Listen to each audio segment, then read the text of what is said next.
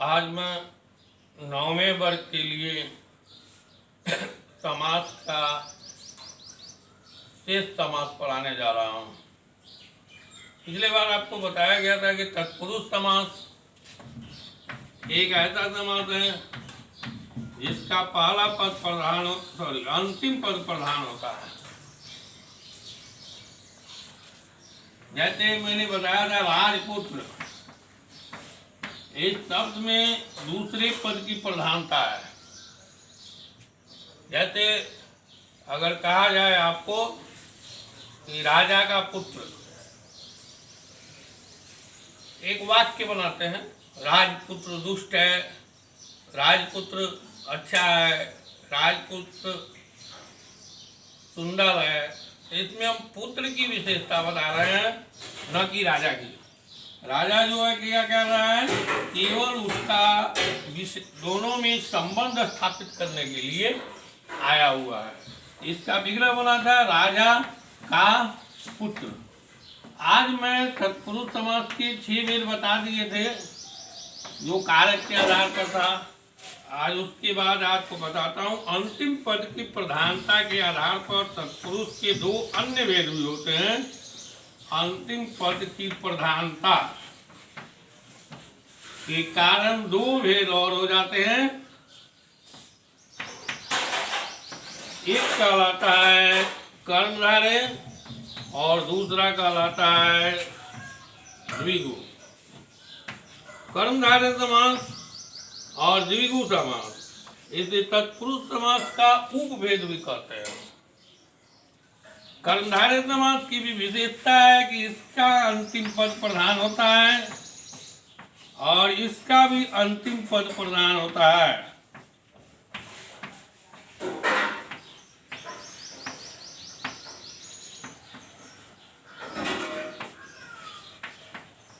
अब आप बताएंगे, समझेंगे कि दोनों जब प्रधान अंतिम पद है तो हम अंतर कैसे समझ सकेंगे, अंतर कैसे जानेंगे।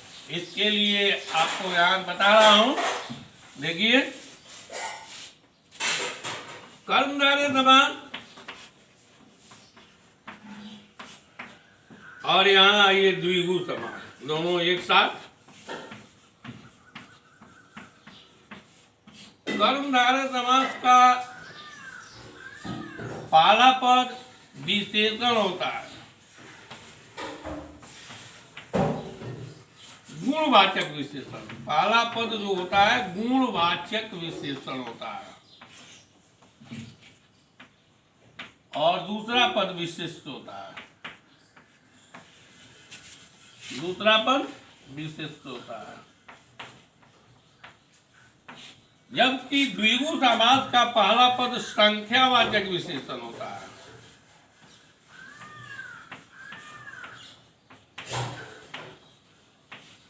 और दूसरा पद विशिष्ट होता है।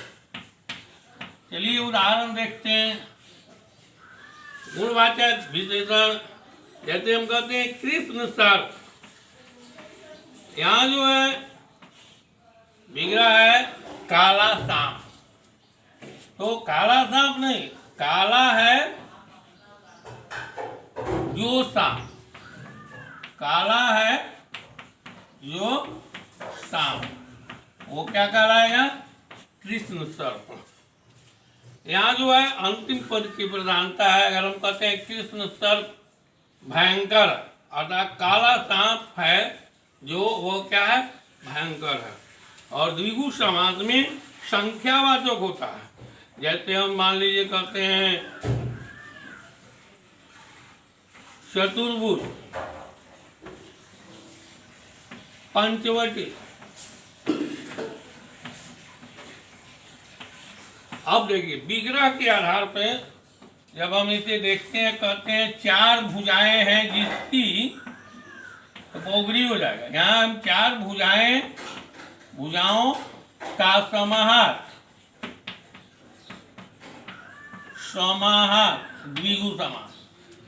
और 5 वटी का क्या हुआ, 5 वट वृक्षों का समाहार, अर्थात 5 वृक्ष एक साथ है वट वृक्ष, उसे हम कहते हैं पंचवटी। तो दोनों ही पद में पहला पद विशेषण है, एक का गुणवाचक विशेषण है और एक का संख्यावाचक। कर्मधारय समास का गुणवाचक और द्विगु समास का संख्यावाचक विशेषण होता है, और इसका जो विशिष्ट होता है वह जो है प्रधान होता है, उसी के बारे में आदमी बात करता है या उसी के बारे में हम जानते हैं। अब आप देखेंगे द्विगु समास और कर्मधारय समास के बाद बहुब्रीहि समास। बहुब्रीहि समास क्या है? तो बहुब्रीहि समास में भी दोनों पद मिलकर क्या होता है, किसी अन्य पद का विशेषण होता है। दोनों पद मिलकर किसी अन्य पद की विशेषता बताते हैं।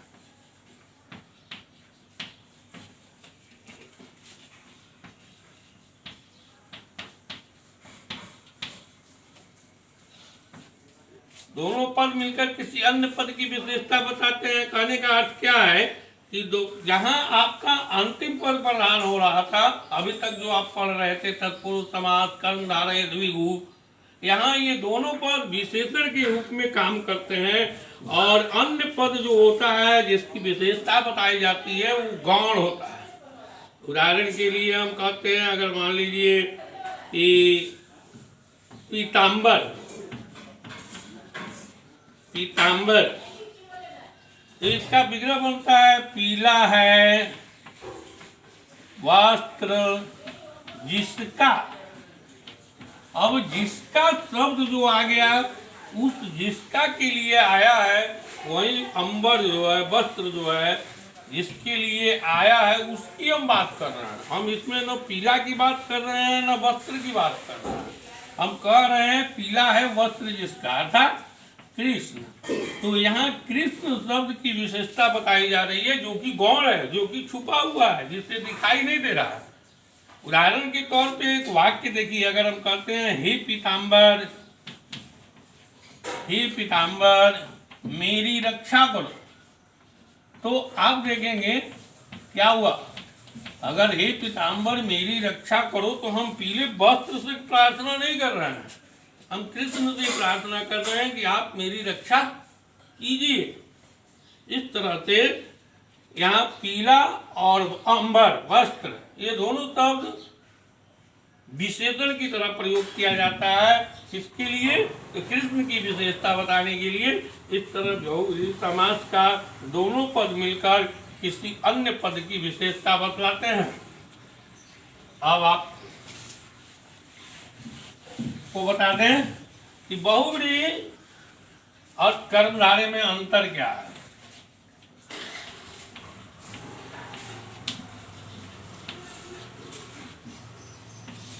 यहाँ कर्मधारय समास का अंतिम पद प्रधान होता है, वहीं बहुब्रीहि समास का दोनों पद मिलकर किसी अन्य पद की विशेषता बताते हैं। अर्थात इसका जो विशेषण जो होता है, दोनों ही पद विशेषण हो जाता है, अब कर्मधारय का पहला पद विशेषण होता है। अब कभी कभी एक ही समासिक पद दोनों में आ सकते हैं, बहुब्रीहि में भी और कर्मधारय में भी, लेकिन उसके विग्रह अलग अलग होंगे। जैसे हम कहते हैं चतुर्भुज, नहीं चलिए पीताम्बर ही ले लेते हैं, पीताम्बर। अगर हम कहते हैं पीला वस्त्र, केवल कहते हैं पीला वस्त्र, या जो वस्त्र पीला है, जो वस्त्र पीला है उसको हमने क्या कहा? पीताम्बर कहा। इसका अर्थ क्या हुआ कि हम वस्त्र में की बात कर रहे हैं। किसकी बात कर रहे हैं? वस्त्र की। जबकि अगर हम कहते हैं कि पीला है वस्त्र जिसका,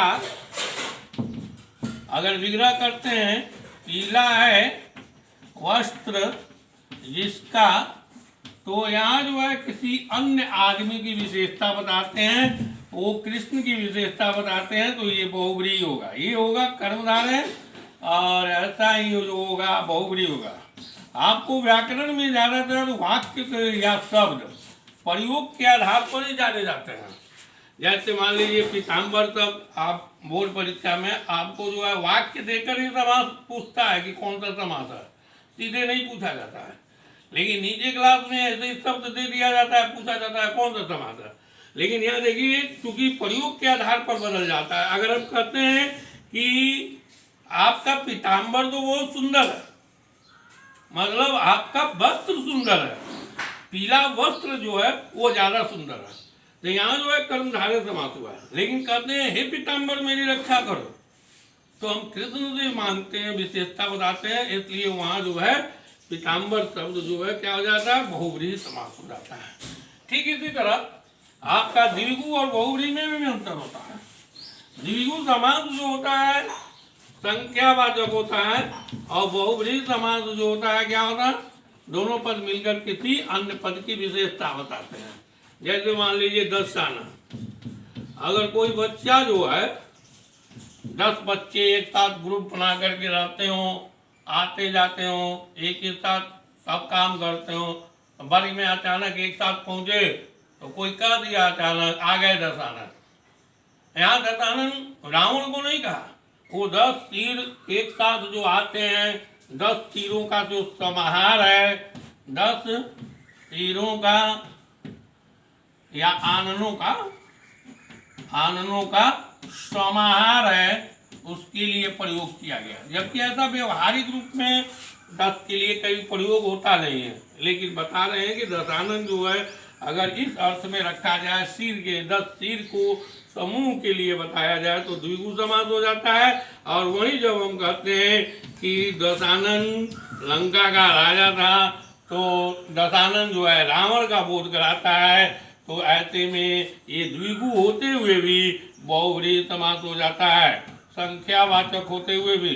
दशानन मतलब लंका का राजा, 10 तीर हैं जिसके, 10 तीर, 10 आनन है जिसके।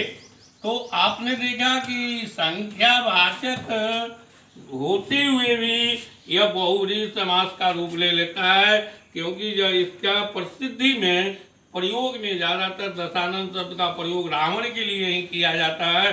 अतः ऐसी अवस्था में हम कह देते हैं यह बहुव्रीहि समास है, द्विगु समास नहीं है। लेकिन अगर विग्रह किया जाए, उस आधार पर 10 आननों का समाहार लिखा जाए, तो वहाँ द्विगु समास होगा। अब आपको पढ़ाना है राष्ट्र समास है अव्ययी भाव समास। अव्ययी भाव समास क्या है? जिस समास का पहला पद अव्यय हो, अव्यय मीन्स जिसका रूप, लिंग, वचन, कारक के आधार पर नहीं बदलता है। एक बात और जानने वाले बात है कि सभी उपसर्ग जो होते हैं अव्यय होते हैं, सभी उपसर्ग अव्यय होते हैं, ध्यान रहे। लेकिन सभी अव्यय उपसर्ग नहीं हो सकते हैं। इस तरह से हम देखते हैं कि अव्ययी भाव समास का पहला पद अव्यय या उपसर्ग होता है। जैसे हम कहते हैं उपप्राचार्य, उपप्राचार्य में क्या हुआ है, तो उपशब्द, उपप्राचार्य में उपशब्द जो है उपसर्ग है, और प्राचार्य जो है प्रधान मूल शब्द है। इसमें जो है दोनों पद मिलकर पहले पद की प्रधानता बताते हैं, अर्थात दूसरा पद जो है गौण हो जाता है, और पहला पद आने के बाद दूसरा पद का अर्थ भी पहले पद में समाहित हो जाता है।